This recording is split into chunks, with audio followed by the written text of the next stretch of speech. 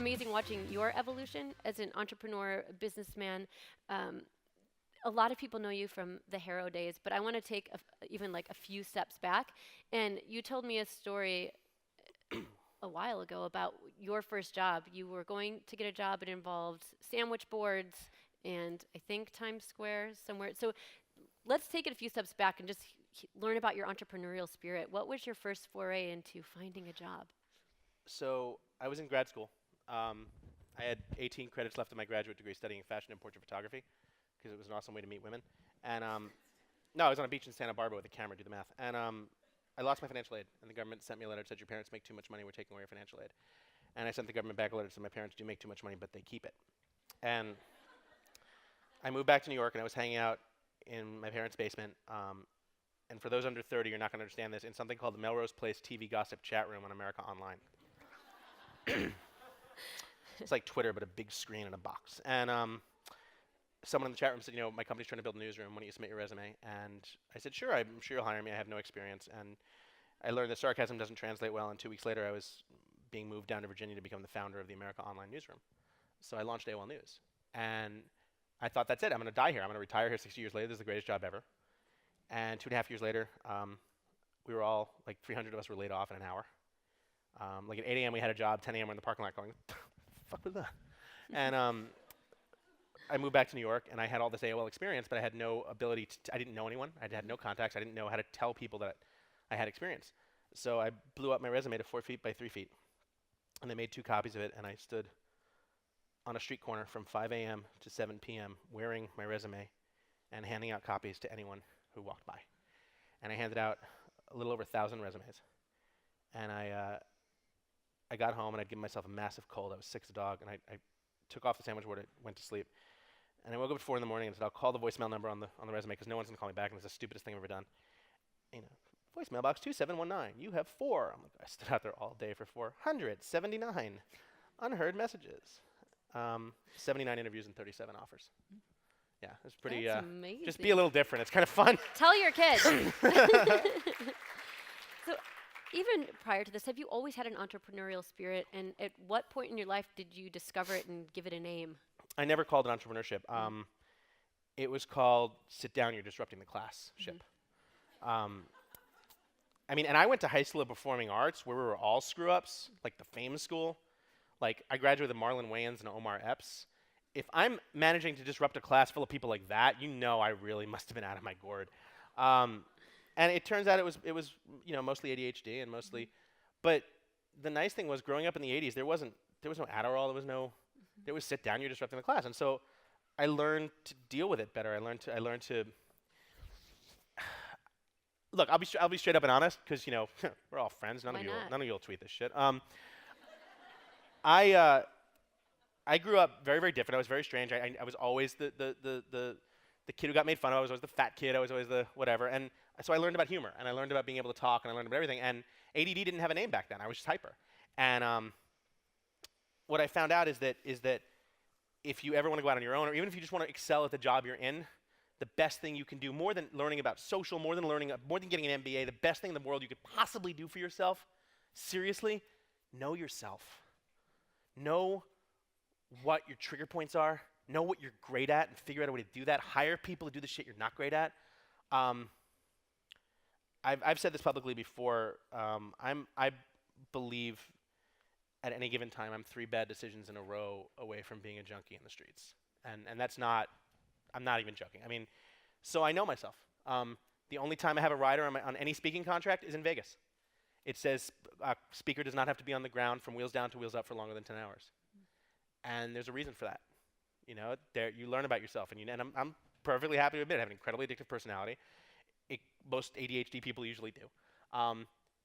So I take steps to know that, and I take steps to handle that, because the flip side is I can be creative as shit, right? And I get to have a blast, and so I encourage you, more than anything else, go read your Shakespeare. Know thyself, and to thine own self be true. You have to, because until you're true to yourself, the Greeks said, until you take care of yourself, you can't take care of anyone else, and you'll never be your best until you understand who you are and how to serve that. And that's, thus endeth my melancholy rant. So sorry, but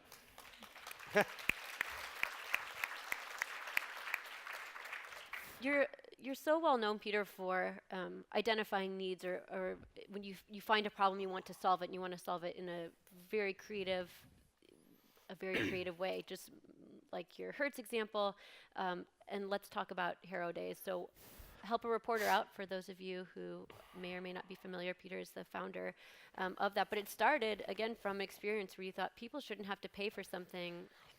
There shouldn't be a barrier between these reporters and the sources. So tell us how you like what that process was, because it started in a much different way than where it is now. Harrow started back in 2007. I mean, well, okay, back up. So like every year, I just know a lot of people. And if you're sitting next to me on an airplane, unless you're faking your death, I'm going to know everything about you by the time we land. And sorry, that's just the way it is. You know, I had 47 flights where I sat next to horrible like people who had, like just were terrible seatmates, and I sat next to Miss Texas. And it was like, how you doing? It was like her turn to have a shitty flight. And so I just realized that like, I like talking to everyone. And so when I talk to reporters, they'd say, hey, you know everyone. I'm doing a story on whatever. Who do you know? And I'd spend, okay, I'd like to help you. I'd spend all day like trying to find them someone. And it was cutting into like, I was running a PR firm. And it was like, wow, it's 5 o'clock. And I haven't done shit for my clients because I was looking for a sub-Saharan soil expert for someone at the New York Times. And so finally I said, there's got to be a way to make this easier. And so I built a Facebook group. And back in like '07, when you had a Facebook group, anytime you posted to the group, it would actually mail all the participants in the group, right? So it was like a mailing list. And so I'm like, when I have a query from a journalist, I'll just send it to this group. About a month into having this thing, we had like 1,200 people in the group, and two things happened simultaneously. The first one was I broke a rib by running for the New York City subway and missing the door and like slamming into the door. Broke a rib. And the second one was ProfNet, owned by PR Newswire, called me and said, you're stealing our queries and reposting them on your little Facebook group. We're going to sue you. Now, I had just been at the hospital for getting taped up for the rib and was on Percocet. So it was awesome. We're going to sue you. You're stealing queries. No, I'm not. I'm on Percocet. I said, guys, if a reporter sends me the same query they send you and we both post them, how am I stealing your queries? And then partially because of the Percocet and partially because of just the dick, I went, ProfNet, oh my God, you're totally stealing my queries. I'm going to sue you. And they didn't find that funny. And I said, guys, I have 1,200 members in this group. I said, buy me a steak dinner and a martini, and I'll give them to you. I don't want to get into a lawsuit. I did this as a favor to friends. Fine, we'll be in touch. And they slammed down the phone. And like a week later, I came out of the Percocet haze, and I'm like, they never called me back. That was really rude. And so I had a friend of mine who lived in Canada. He was like 20 years old, and for like a six-pack and $100, he'd build you a website. And so he built me the first iteration of helpreporter.com. And I posted online. I'm like, well, if ProfNet's going to be douchey about it, let's see what I could do. And I just want to help people. And so we started sending out 3 emails a day to those 1,200 people, and within a year it was 100,000 people, and within 3 years it was a little over 300,000. And we had a small little text ad at the top. I never intended to make it a company. I never intended to get rich off it. Nothing. I just wanted to help people, and it was acquired a few years ago, and it was sort of a game changer. So Did kind of well. Yeah. Do you credit at all or think about Harrow as a catalyst or as the next step into really writing more books or parlaying into the customer service realm, or are they just two separate entities? They're two separate entities. The one thing that I credit Harrow with over everything else was, so if anyone was on Harrow like back in '08, '09, you'd remember that once a month I'd send out 1-question surveys, right? And they were stupid surveys. Should we move the ad above or below the first text? Should we change the headline? Whatever.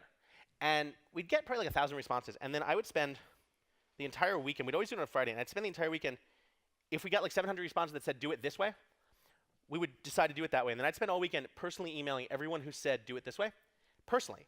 Hey Mark, just want to let you know we got your survey response. We're actually going to do what you suggested. You'll see the change on Monday. And it was, it wasn't, hey Mark, we're going to do what you and 700 other people suggested. It was, hey Mark, we're going to do what you suggested. And that was my weekend. I devoted to. And so Monday morning would roll on, you'd be like, holy shit, Peter took my idea. Look at the Harrow, it's totally my idea. And they felt invested in it. And if you can get an invested customer, they will take a bullet for you. And when I sold Harrow, it sold for a lot more than I ever expected. And I spent the next 2 years after that trying to figure out why, and the result of that was Nice Companies Finish First, and the book. And what I realized was that I had these thousands of customers who believed in what I was doing and felt like they were a part of the company. And so that when Vocus, who acquired it, interviewed these people and had a company like talk to them and said, what do you think of the service? Oh my God, greatest thing ever done. And that was sort of my wake-up call, like, holy shit, being nice to people, listening to them, treating them not like a number, just like a human being, does wonders. And people felt so connected to you that some might have been fearful during that acquisition. Like, we're going to lose Peter. We're not just Harrow to them. So what did you do with the people maybe whose ideas you didn't implement? I would email them personally. I get a ton of emails when it's sold. Oh, you're selling out, dude. You suck. Like, no, I'm still here.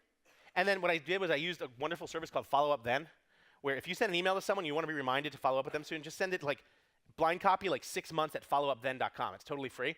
And it's like 6 months later, I'd get, hey, Peter, you told us to remind you about this. And I'd say, oh, yeah, that was the guy who said I'd be gone in a month. Hey, Mark, just want to let you know, still here. It's been 6 months. How's Howard treating you? Awesome. Dude, can't believe you responded. I'm like, yep. You got to say now, bitch. But no. It was like, so it was that way to sort It's of. the sort of- long game. Exactly. And it was to let them know, hey, no, I haven't forgotten about it. And that's treating people like human beings. And again, because no one does it, it's just so easy. For our last question, what is one of the most courageous steps you've taken as a business owner, entrepreneur, people who might be thinking they want to make a life change or transition professionally, personally? What's the riskiest or maybe most rewarding thing that you've done? So 16 years ago, what's today's date? Today's 29th or 30th? I have no idea. Today's 29th? 16 years ago today, I realized this morning as I was talking to my assistant. 16 years ago today, I incorporated the Geek Factory Incorporated, which was my first company. 16 years ago today, I was living in a studio apartment like the size of like you. And I said to my parents, I said, I'm incorporating a company. I'm starting my own thing. My parents were teachers, for like public school teachers for like 30 years, and they didn't grasp the concept of going out on your own, and they were terribly fearful. And I was terribly scared too. I'm like, this is crazy, but I can't work for anyone. I don't do well behind a desk. And so I adopted a mantra, and that mantra has stayed with me. It's 16 years later to the day. How cool is that? And I adopted this mantra. and I encourage you to, if you'd like to use this mantra on your own, if you want to go out on your own, and it's very simple.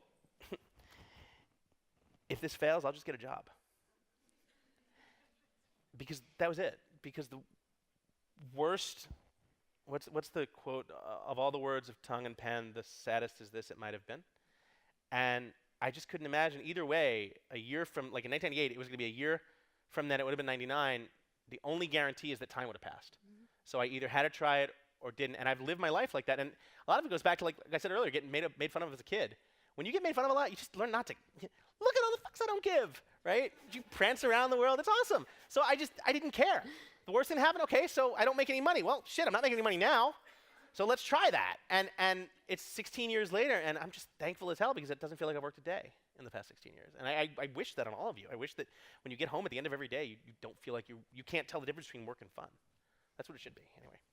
I agree as well. Thank you so much for sharing your wisdom, your Pleasure. knowledge, and your funness with us. Let's go get a drink.